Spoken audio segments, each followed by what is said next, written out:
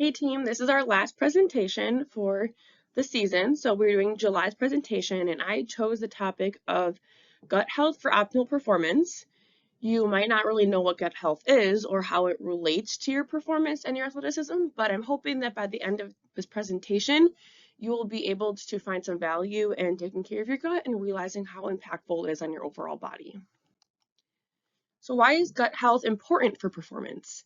A diverse microbiota, so having a variety of different microbes and bacteria living in your gut can improve your immune system, decrease risk of injury, accelerate your recovery, increase nutrient uptake, which means the proteins and the carbs and the vitamins that you're eating, you're actually utilizing and uptaking them into your body better.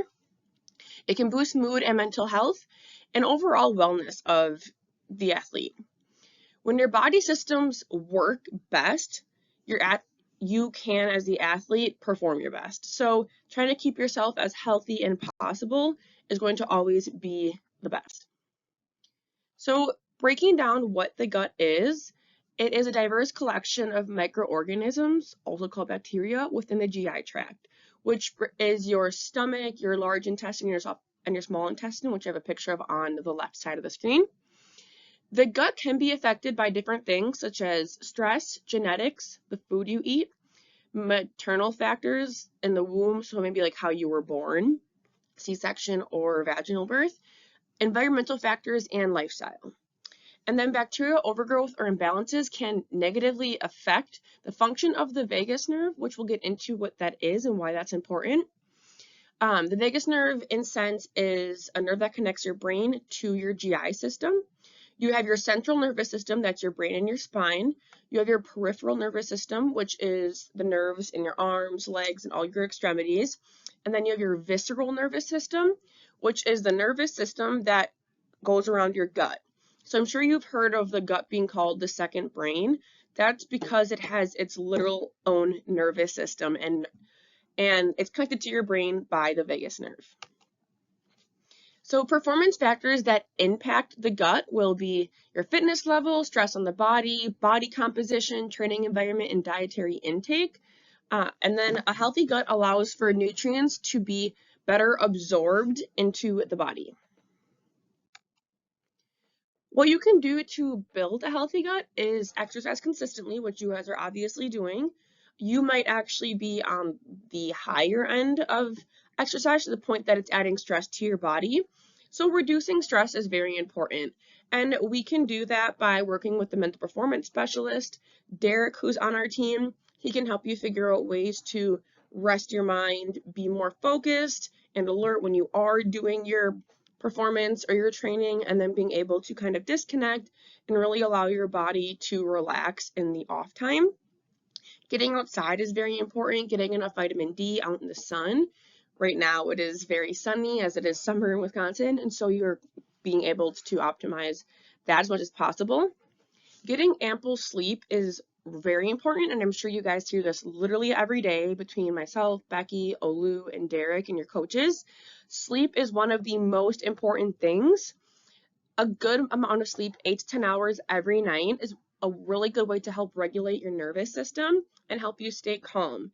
And if you can regulate your nervous system, you know that your gut is going to work overall better. Once stress to your nervous system starts occurring, that's going to make your body inflamed. It's going to make your gut not function as well, and overall just make your whole nervous system, like your brain and everything else, not function as well. So what you can do to eat for a healthy gut is increase your fiber consumption. Fiber improves mood from feeling full and satisfied, improves digestion, so it makes your pooping more consistent, and it promotes a healthy gut and decreases inflammation and oxidative stress in the microbiota. So in a sense, it helps get rid of inflammation and helps your body to function better. Sources of fiber that you can get are from beans, legumes, nuts, nut butters, seeds, fruits, vegetables, grains, etc.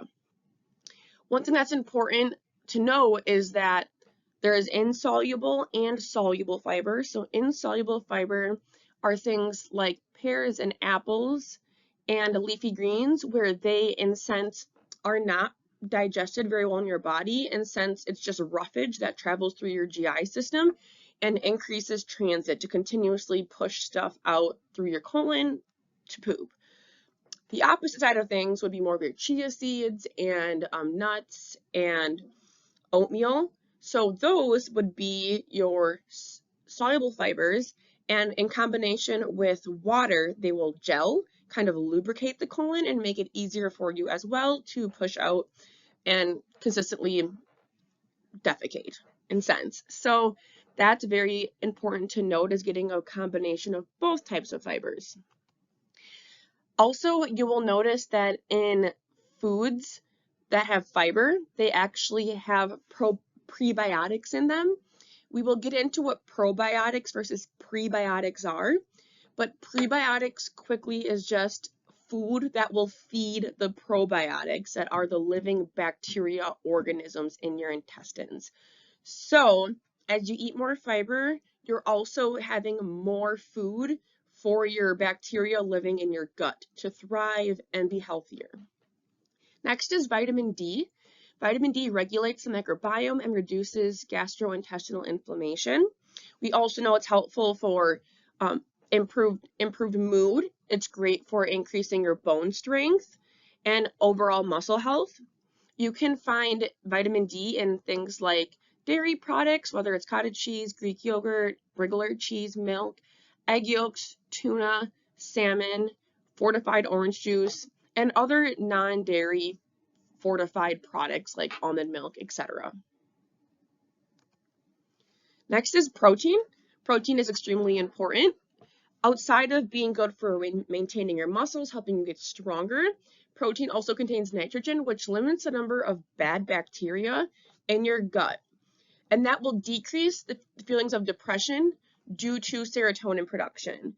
So what's interesting is serotonin is actually created mostly in your gut. And so that's why people, when they have a poor gut, they will actually be more sad, more moody, and vitamin D is very good for your gut. Vitamin D promotes a non-inflamed gut. Therefore, people who are vitamin D deficient, you will commonly hear them having poor mood or seasonal affective disorder, seasonal depression. That's kind of how that correlates. So protein has nitrogen, and that also just improves how well vitamin D works in your gut as well. It kind of interacts together. So obviously, protein-containing foods are your poultries like turkey and chicken, red meats or pork, eggs, dairy products like Greek yogurt, cheese, cottage cheese, or protein powder like whey protein, tofu and soy products, lentils and legumes, nuts and nut butters. And lastly, omega-3 fatty acids, which I'm sure we've all heard of. Those are important for decreasing inflammation and improving cognitive function and promoting a healthy heart. If you have less inflammation in your body is going to be able to recover your muscles better. And so obviously, if your muscles recover better, you're not as sore for practice or training the next day. You have a smaller risk of injury. If you are a person who currently has an injury, whether it's a sprain or you've pulled some sort of ligament, that area is inflamed. That's why Becky will have you take ibuprofen if needed, and have you ice it and have you compress it, because you're trying to decrease the inflammation. You can also do that through food, and omega-3s is a very helpful tool in doing that. So it will just help you recover and heal better if you are injured. Sources you can find omega-3 fatty acids are flax seeds. You actually want to get the ground flax. You can absorb it a little bit better versus the whole seed flax. Chia seeds, walnuts are the nuts that have the highest amount of omega-3s in them. Fatty fish like salmon, tuna, sardines, and then avocados, also avocado oil, olive oil, things like that. And overarching idea is trying to prioritize an overall plant-rich diet with a variety of colors. You want to consume as much plants as you can. So not saying you can only eat plants and you can't eat meat, right? That's not what I'm saying at all. But every single research article in the world will tell you that the more plants you eat and the more percentage of your diet that is incorporated from plants, the healthier your body will be. So here's a list of fiber-rich foods. You can pause this. I wanted to give you a variety of fruits, vegetables on the right-hand side, and then also some like grains and nuts and seeds kind of and starchy things in the middle. So now talking about probiotics versus prebiotics for gut health, we talked about the gut having living microorganisms in there, right? Those are probiotics. So if you ever heard of taking a probiotic supplement, when you eat it, inside of there, it has little bacteria. So a lot of the times it actually has to be in the refrigerator to keep them alive because they're living. So when you consume them and you digest the capsule and the microbiota absorbs all of the probiotics in there, you are adding more healthy probiotic bacteria to your gut, hoping that that can start overflowing and overpopulating the bad bacteria. That's in a sense the goal.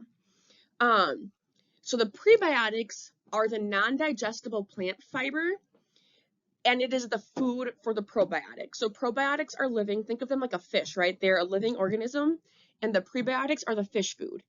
The fish will die if you don't give it food. It needs to have food to survive. We as humans need to have food to survive, just like probiotics do.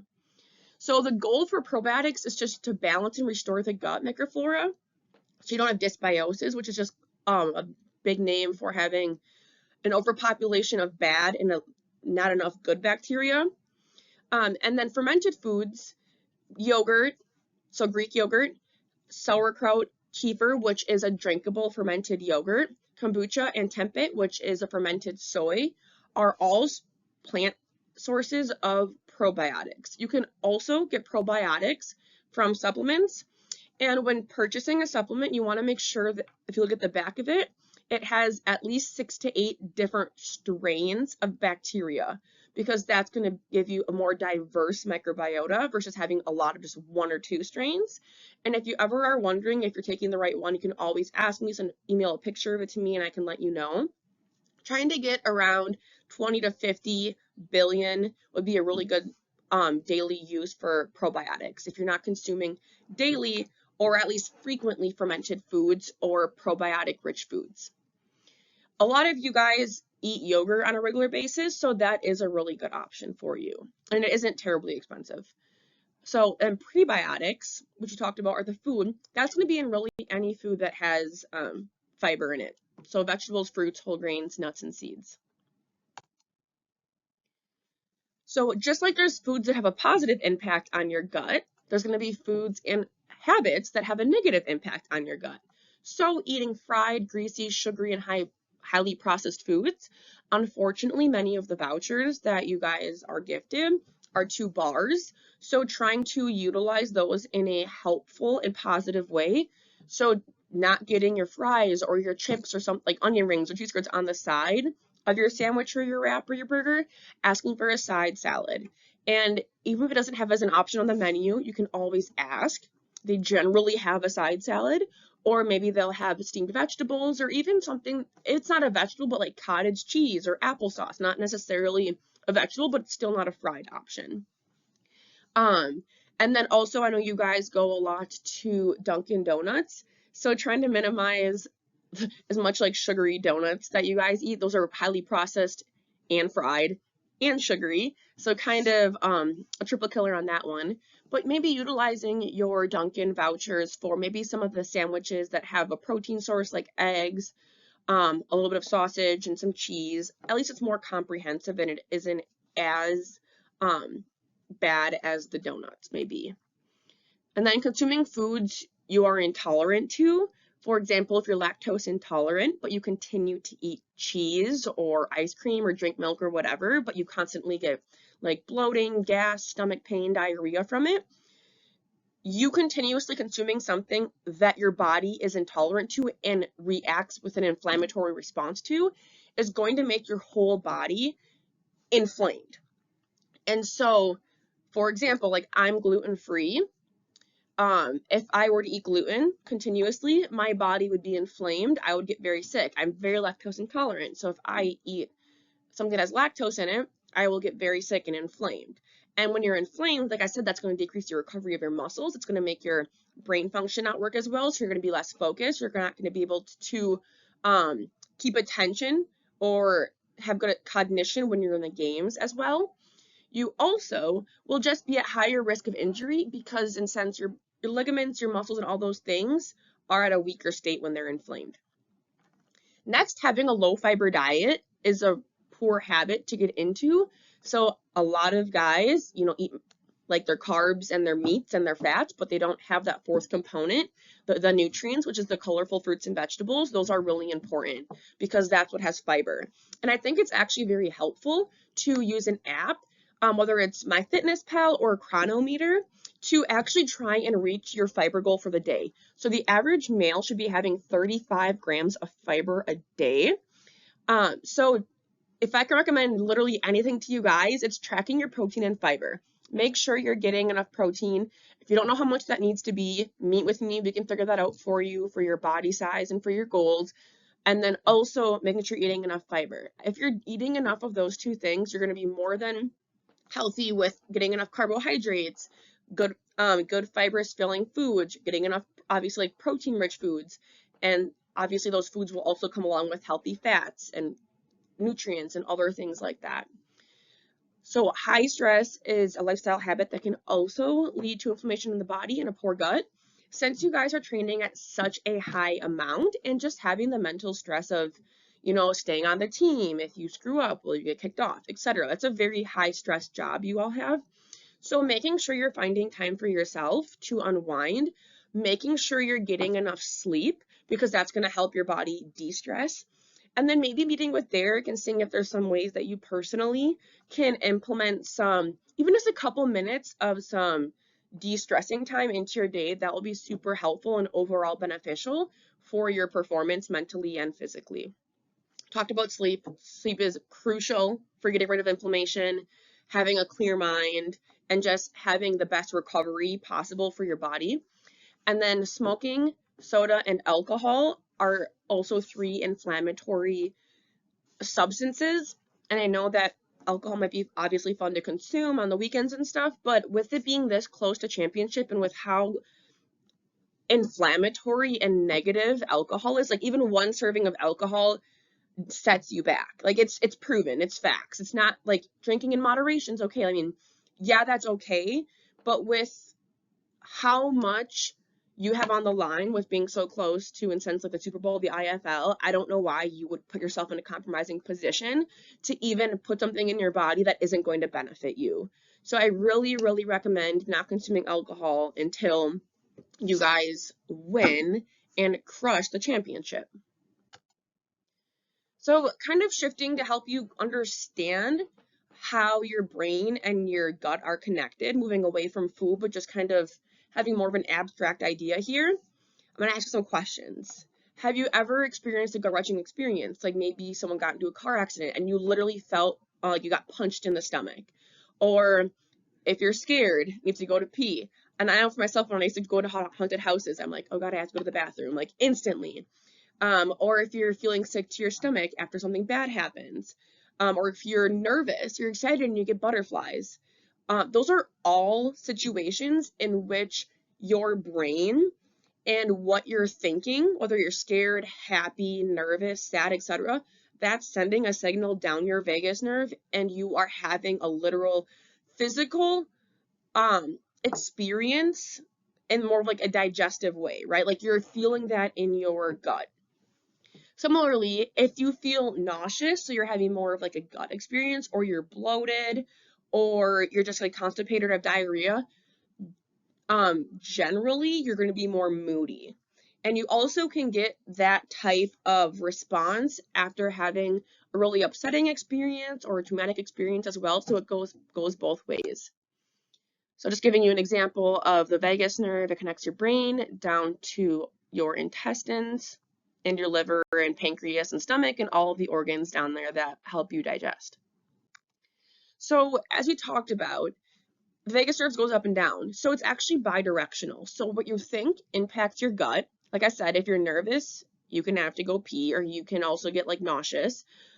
Oppositely, if you're having, if you ate really bad food and you're having diarrhea a lot of the time, or if you're really hungry, if you've heard of the word hangry, if you're really hungry and your GI system's like, I need energy, it's gonna send a signal to your brain and be like, be moody, right? Like it literally connects itself together, so it can go from the gut to the brain and the brain down to the gut. So lifestyle and nutrition habits, just some again, summarizing some positive, negative ones. We talked about this already, but this is a good picture to explain to you. So ways to have a positive gut health and mental health is eating vegetables, being a positive person, having enough fiber, supplementing probiotics, prebiotics, vitamin D and C if you don't get enough in food, eating fermented foods, and eating an anti-inflammatory diet. So ways that can make you have a poor mental health or also just poor GI system is more of those inflammatory foods, low plants, low fiber, just a lot of meat, more of those sugary foods, and then also just eating a lot of processed greasy things. So that's going to cause inflammation to your body, and it's going to make the connection between your gut and your brain just work poorly. So why is good mental health important for an athlete? So outside of obviously being happy, it's really important for your gut health, which we now know impacts your performance, impacts your recovery, impacts your injury risk, impacts your immune system. And if you're sick, you can't play the game, right? So it improves focus, cognition, and energy to perform your best. Your emotions and your mood are better under control. So if you're in a stressful situation in the game, you're able to more rationally think.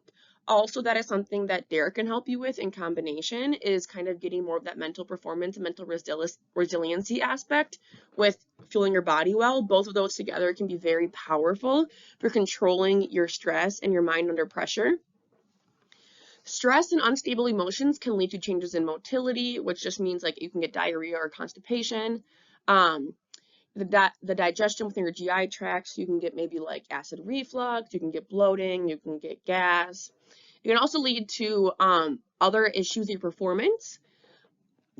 So nausea obviously would impact your performance because you don't want to do anything. IBS, so if you're having to go to the bathroom constantly, that's impacting your performance. A change in appetite, so if you're not hungry because you're stressed out, you're not going to eat enough to fuel your body, so you're going to start getting more sore because your muscles aren't recovering as well. You're going to have less energy.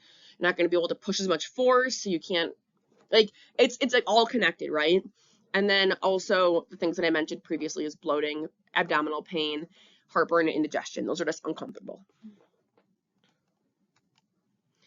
And a diverse microbiota can improve the immune system. So we talked about, obviously, you being in the game is important. You don't want to be sick. Decreasing systemic inflammation and accelerating recovery, boosting mood and mental health and overall wellness.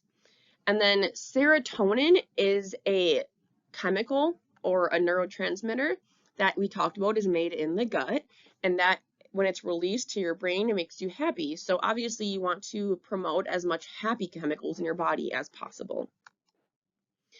So I know this is kind of an abstract and maybe a very detailed presentation today, but I'm hoping that maybe you can understand it. And if you don't, please feel free to email me if you want to schedule an appointment to kind of follow up and maybe how this applies to you. Let me know.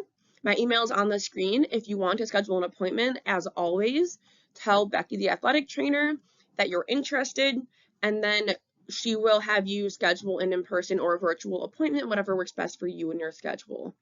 I wanted to remind you guys, as this is a different subject, as the weather keeps getting warmer, make sure you're continuing to hydrate, getting your electrolytes, magnesium, potassium, sodium, chloride, all of them, making sure you're drinking enough water.